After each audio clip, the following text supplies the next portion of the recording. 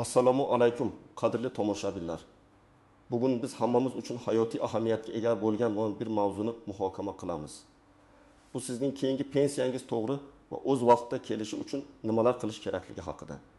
Agar siz nafaqaxo'r bo'lsangiz, yaqinda nafaqaga chiqmoqchi bo'lsangiz yoki oilangizda pensiya oladigan kishilar bo'lsa, bu ma'lumot siz uchun mutlaqo zarur. Men sizni ogohlantirmoqchimanki, bu ma'lumotni eshitish shunchaki tavsiya emas, balki majburiyatdir. Chunki bu sizning moddiy farovonligingizga bevosita ta'sir qiladi. Agar bitta kichik detalni e'tibordan chetda qoldirsangiz, pensiya kechikishi miqdori kamayishi yoki umuman to'xtatib qo'yilishi mumkin. Shuning uchun videoning birinchi soniyalaridan boshlab diqqatli bo'ling va hech bir ma'lumotni o'tkazib yubormang. Aynan hozir kanalimizga obuna bo'lib qo'yishingizni va ushbu videoga like bosishingizni so'rayman. Chunki bu bizga bunday muhim ma'lumotlarni ko'proq odamlarga yetkazishimizga yordam beradi. Ishoning, bugun aytiladigan har bir so'z sizning tinchingizni va mablag'ingizni asrashga xizmat qiladi. Keling, muammoning mohiyatiga chuqurroq kirib boraylik. Ilgari pensiya tizimi biroz boshqacha ishlardi. Ko'pincha hamma narsa qog'oz hujjatlar asosida olib borilar. Ma'lumotlar kamdan-kam yangilanar va pensiya tayinlangandan so'ng, agar shaxsiy ma'lumotlarda katta o'zgarish bo'lmasa, odamlar pensiya jamg'armasi yoki bankka qayta murojaat qilishlariga hojat qolmas edi. Ko'pchilik pensiya kartasini olardi va har oy unga pensiya kelishiga umid bog'lab, qo'shimcha harakatlar qilishni o'ylamasdi. Pensiya jamg'armasi xodimlari ham ma'lumotlarni o'zgartirish, aniqlashtirish uchun kamroq talab qo'yar edi. Chunki ma'lumotlar bazalari to'liq raqamlashtirilmagan, bir-biri bilan integratsiya qilinmagan edi. Bu holat ba'zan qulaylik yaratardi, ammo ma'lumotlar eskirishi, xatolar yuzaga kelishi ehtimolini oshirar edi. Endi esa vaziyat tubdan o'zgardi. Hukumat tomonidan pensiya tizimini raqamlashtirish, shaffofligini oshirish va noqonuniy to'lovlarni oldini olish maqsadida juda ko'p yangiliklar joriy etildi. Bugungi kunda ma'lumotlar bazalari faol ravishda integratsiya qilinmoqda. Masalan, pensiya jamg'armasi ma'lumotlari, pasport bo'limlari, banklar, FDG organlari, fuqarolik holati dalolatnomalarini qayd etish organlari, hatto migratsiya va fuqarolikni rasmiylashtirish boshqarmasi, OVIR ma'lumotlari bilan ham solishtiriladi. Bu bir tomondan tizimning adolatli va aniq ishlashini ta'minlasa, ikkinchi tomondan pensiya oluvchilar zimmasiga o'z ma'lumotlarining doimiy dolzarbligini ta'minlash mas'uliyatini yuklaydi. Barcha ma'lumotlar elektron tarzda tekshiriladi va agar tizimda kichik bir nomuvofiqlik aniqlansa, darhol pensiya to'lovi kechiktirilishi yoki butunlay to'xtatilishi mumkin. Shuning uchun men bilmas edim yoki menga aytishmadi degan bahonalar endi o'tmaydi. Har bir fuqaro o'z pensiya ta'minotining to'g'riligi uchun shaxsan mas'ul ekanligini anglab yetishi kerak. Bu har bir nafaqaxo'rdan faollikni, hushyorlikni va o'z ma'lumotlarini muntazam ravishda tekshirib turishni talab qiladi. Keling, birinchi asosiy qismga o'tamiz. Keyingi pensiya to'g'ri kelishi uchun nimalarni bilishimiz kerak? Kim xavotir olishi kerak va kimning xavotirlari kamroq bo'lishi mumkin? Birinchidan, shaxsiy ma'lumotlaringizning dolzarbligi eng muhim jihatdir. Bunga sizning pasport ma'lumotlaringiz, ism-sharifingiz, yashash manzilingiz, oilaviy holatingiz, turmushga chiqish, ajralish, vafot etish va bank rekvizitlaringiz kiradi. Agar siz pasportingizni almashtirgan bo'lsangiz, masalan, eski namunadagi pasportdan biometrik pasportga yoki ID kartaga familiyangizni o'zgartirgan bo'lsangiz, yashash joyingizni o'zgartirgan bo'lsangiz, hatto bir tuman ichida boshqa manzilda ro'yxatdan o'tsangiz ham bank kartangiz muddati tugab, yangisini olgan bo'lsangiz yoki bankni o'zgartirgan bo'lsangiz, bu haqda zudlik bilan tegishli organlarni xabardor qilishingiz shart. Aks holda pensiya sizning eski ma'lumotlaringiz bo'yicha to'lanishi yoki umuman noma'lum sababga ko'ra bloklanishi mumkin. Ikkinchidan, pensiya to'lov usulini tushunish. Pensiya qanday hisoblanadi? Qanday koeffitsiyentlar qo'llaniladi? Ish staji qanday inobatga olinadi? Bularni chuqur tushunish shart emas. Lekin sizga har oy kelayotgan pensiya miqdorini muntazam ravishda nazorat qilib borishingiz kerak. Agar odatdagidan ozroq mablag' kelsa, darhol bunga e'tibor qaratib, sababini aniqlashga harakat qiling. Uchinchidan, o'zgarishlar haqida xabar berish muddatlari. Qonunchilikda shaxsiy ma'lumotlarda ro'y bergan o'zgarishlar haqida pensiya jamg'armasiga ma'lum bir muddat ichida xabar berish talabi belgilangan. Ko'pincha bu muddat 10 kunni tashkil etadi. Bu muddatga rioya qilmaslik pensiya to'lovlarining kechikishiga yoki to'xtatilishiga sabab bo'lishi mumkin. Kim xavotirlanishi kerak? Bir, pasportini yaqinda o'zgartirganlar, ism sharifini o'zgartirganlar. 2, yashash manzilini o'zgartirganlar, doimiy yoki vaqtinchalik ro'yxatga olish joyi. Bank kartasining muddati tugagan, uni yangilagan yoki boshqa bankka o'tganlar. 4, nogironlik pensiyasi oluvchilar. Agar ular qayta tibbiy ko'rikdan o'tish muddatini o'tkazib yuborgan bo'lsalar yoki yaqinlashayotgan bo'lsa. 5, o'quvchisini yo'qotganlik pensiyasi oluvchilar. Agar ularning qaramog'idagi shaxsning yoshi, oilaviy holat yoki ta'lim olish maqomi o'zgargan bo'lsa, masalan, 19 yoshdan katta bo'lgan talabalar o'qishni tugatgan bo'lsa. 6, chet elga uzoq muddatga ketgan yoki qaytib kelgan fuqarolar. Pensiya miqdorida kutilmagan o'zgarishlarni sezgan har bir kishi. Kimning xavotirlari kamroq bo'lishi mumkin? 1, so'nggi yillarda shaxsiy ma'lumotlarida hech qanday o'zgarish bo'lmaganlar. 2, pensiya kartasiga pensiya muntazam ravishda to'liq miqdorda kelib turganlar. Lekin shuni unutmangki, har kim o'z ma'lumotlarini va pensiya to'lovlarini muntazam tekshirib turishi ortiqchalik qilmaydi. Eng kichik ehtiyotsizlik ham muammolarga olib kelishi mumkin. Keling, ba'zi real hayotiy misollarni ko'rib chiqaylik, raqamlar va aniq vaziyatlar bilan. Misol 1, Buyuk Gulchehra opa 25 yoshda eski qog'oz pasportini yangi biometrik pasportga almashtirdi. Bundan 3 yil avval bo'lgan edi. U pensiya jamg'armasiga borib, bu haqda xabar berish kerakligini bilmagan. Yaqinda uning pensiyasi 2 oyga kechikdi.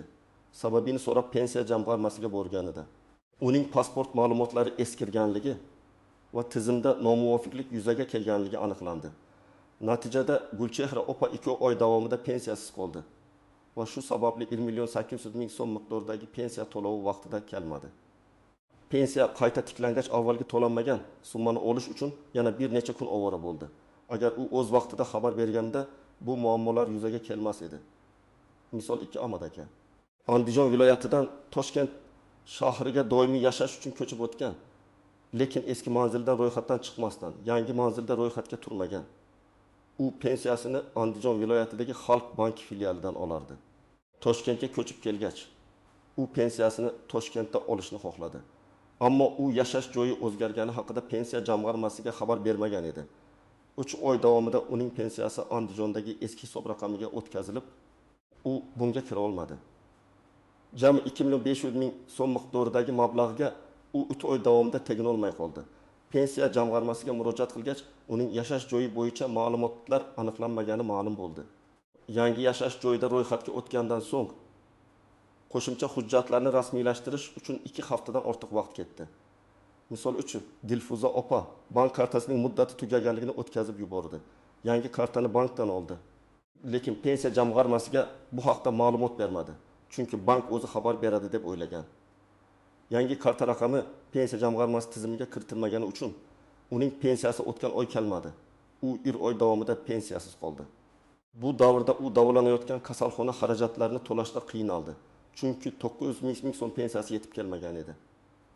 Bankka, keyin pensiya jamg'armasiga murojaat qilib, Dilfuza opa o'z muammosini hal qildi. Ammo bu unga ortiqcha tashvish va vaqt yo'qotishiga sabab bo'ldi. Misol 4, Akmal aka, nogironlik pensiyasi oluvchisi. Uning har yili tibbiy qayta ko'rikdan o'tish muddati bor edi. Akmal aka bu muddatni esdan chiqarib, o'z vaqtida qayta ko'rikdan o'tmadi. Natijada uning pensiya to'lovi 6 oy davomida to'xtatildi. Bu davrda u dori-darmon xarid qilish va kunlik ehtiyojlarni qondirishda katta qiyinchiliklarga duch keldi. Chunki har oy kelish kerak bo'lgan 1.200.000 so'm miqdoridagi pensiya to'xtatilgan edi. Qayta ko'rikdan o'tgach va pensiya jamg'armasiga tegishli hujjatlarni taqdim etgach, uning pensiyasi tiklandi va to'lanmagan summalar qayta hisoblab berildi. Lekin bu jarayon uchun 2 oy vaqt sarflandi. Misol 5 Olimaxon bo'g'uvchisini yo'qotganlik pensiyasini olardi, otasi vafot etgandan keyin. Uning singlisi Gulnoza 18 yoshga to'lgan edi. Gulnoza oliy o'quv yurtida kunduzgi bo'limda o'qishini davom ettirardi. Bu esa unga pensiya olish huquqini berardi. Biroq Olimaxon pensiya jamg'armasi Gulnozaning o'qishni davom ettirayotganligi haqida ma'lumotnoma taqdim etmadi. Natijada Gulnozaning 19 yoshga to'lganidan keyin unga tegishli bo'lgan pensiya miqdori 3 oy davomida to'lanmadi. Bu oilaviy byudjetga sezilarli ta'sir ko'rsatdi, chunki oylik 770.000 so'm miqdoridagi qo'shimcha mablag' kelmay qoldi. Gulnoza o'quv yurtidan ma'lumotnoma olib, pensiya jamg'armasiga taqdim etgachgina to'lov qayta tiklandi va kechiktirilgan pullar to'lab berildi. Endi esa ikkinchi asosiy qism qoidalardagi istisnolar. E'tibor qaratish lozim bo'lgan nozik jihatlar va unchalik aniq bo'lmagan nuanslar haqida gaplashamiz. Istisnolar. Ba'zan davlat organlari o'rtasida avtomatik ma'lumot almashinuvi tizimi ishlaydi. Masalan, fuqaroning vafoti haqidagi ma'lumot FHD-YV organlaridan pensiya jamg'armasiga avtomatik ravishda bo'lishi mumkin. Shunga qaramay har doim ehtiyotkor bo'lish va o'zingiz tekshirib turish tavsiya etiladi. Ba'zi vaqtinchalik o'zgarishlar, masalan, qisqa muddatli chet el safarlari agar sizning doimiy yashash joyingiz o'zgarmagan bo'lsa va bu haqda pensiya jamg'armasiga qo'shimcha hujjat topshirish talab etilmasa, pensiya to'loviga bevosita ta'sir qilmasligi mumkin.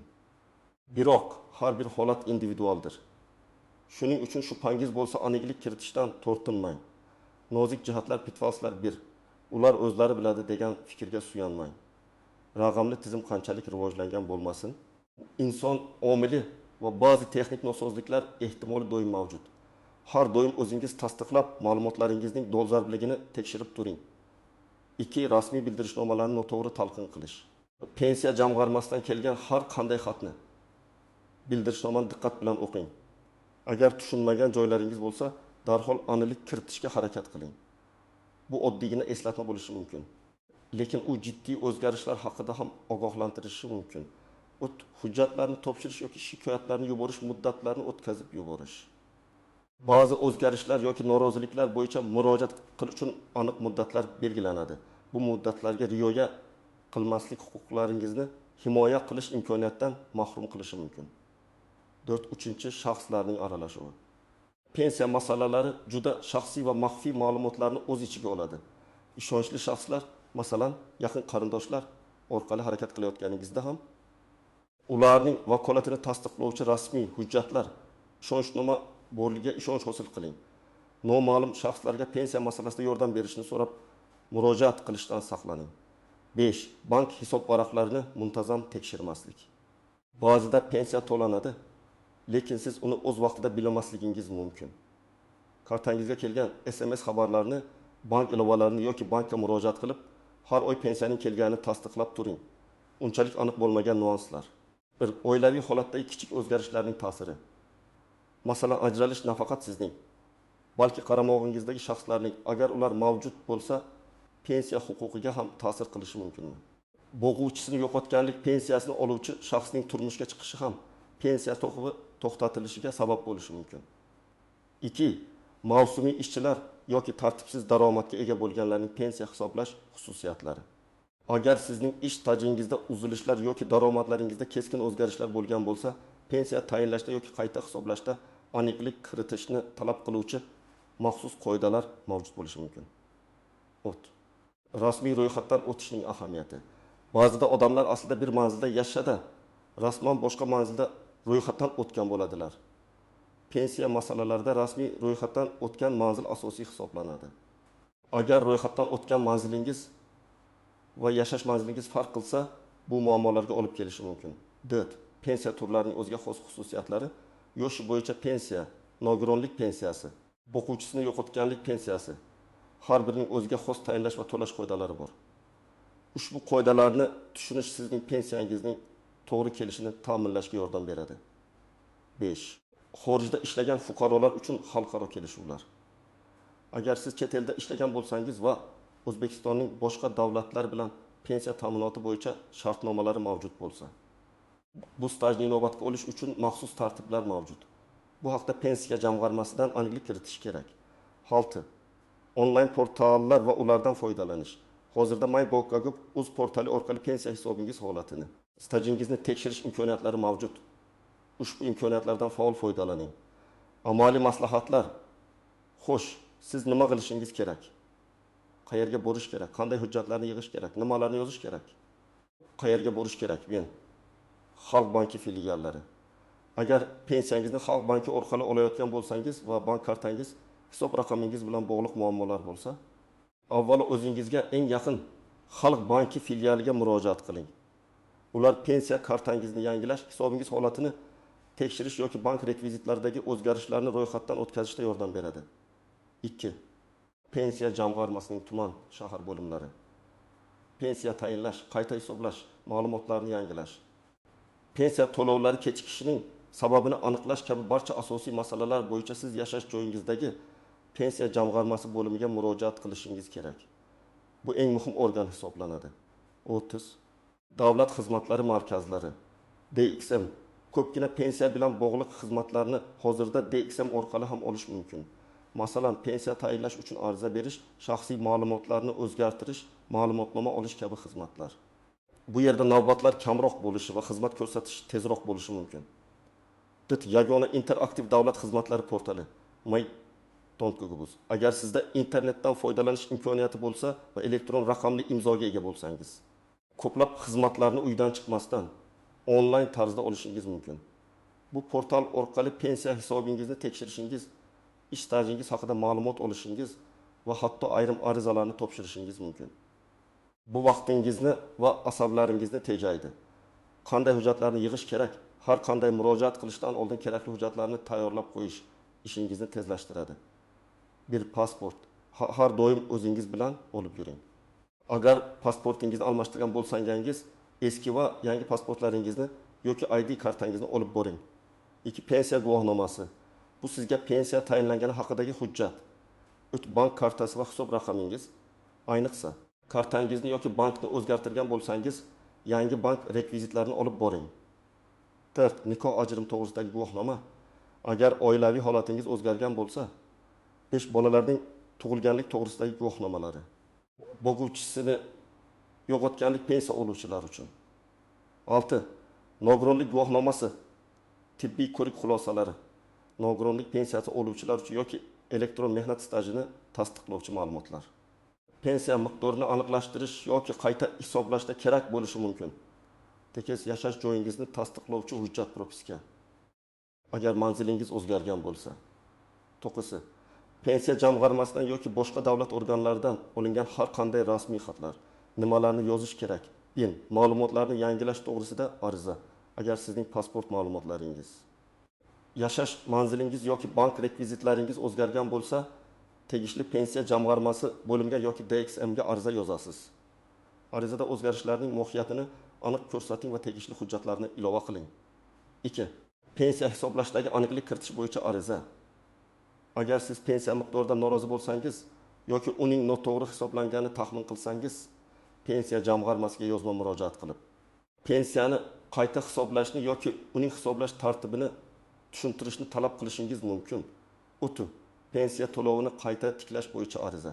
Agar sizning pensiya to'lovingiz to'xtatilgan bo'lsa, sababini aniqlab, barcha kerakli hujjatlarni taqdim etganingizdan so'ng, pensiya to'lovini qayta tiklash haqida ariza yozasiz. Har qanday arizani 2 nusxada yozing. Bir nusxasini rasmiy organga topshirib, ikkinchi nusxasiga qabul qiluvchi xodimning imzosi, familiyasi, sana va kiruvchi raqami tushirilgan shtamp bostirib oling. Bu sizning murojaatingiz rasman qabul qilinganligini tasdiqlovchi hujjat bo'ladi va kelajakda muammolar yuzaga kelgan taqdirda sizga isbot bo'ladi. Barcha yozishmalarni va olingan hujjatlarni tartibli saqlang. Xulosa qilib aytganda, aziz do'stlar, keyingi pensiyangizning to'g'ri va o'z vaqtida kelishini ta'minlashning asosiy kaliti sizning faolligingiz va xushyorligingizdir. Shaxsiy ma'lumotlaringizdagi har qanday o'zgarishlar haqida tegishli organlarni o'z vaqtida xabardor qiling. Pensiya kartangizni va hisobingizni muntazam ravishda tekshirib turing. Agar biron bir shubha yoki muammo yuzaga kelsa, zudlik bilan pensiya jamg'armasiga yoki davlat xizmatlari markaziga murojaat qiling. Unutmang, sizning pensiyangiz bu sizning mehnatingiz mevasi, uni asrab avaylash sizning qo'lingizda. Umid qilamanki, bugungi ma'lumotlar siz uchun juda foydali bo'ldi. Sizning fikringiz biz uchun muhim. Ushbu video haqida o'z mulohazalaringizni, tajribalaringizni izohlarda yozib qoldiring. Agar sizda pensiya bilan bog'liq boshqa savollar bo'lsa ham, ularni yozing. Biz keyingi videolarimizda ularga javob berishga harakat qilamiz. Videoga like bosing va kanalimizga obuna bo'lishni unutmang. Toki biz bunday muhim va dolzarb ma'lumotlarni sizga yetkazishda davom etaylik. E'tiboringiz uchun rahmat, omon bo'ling.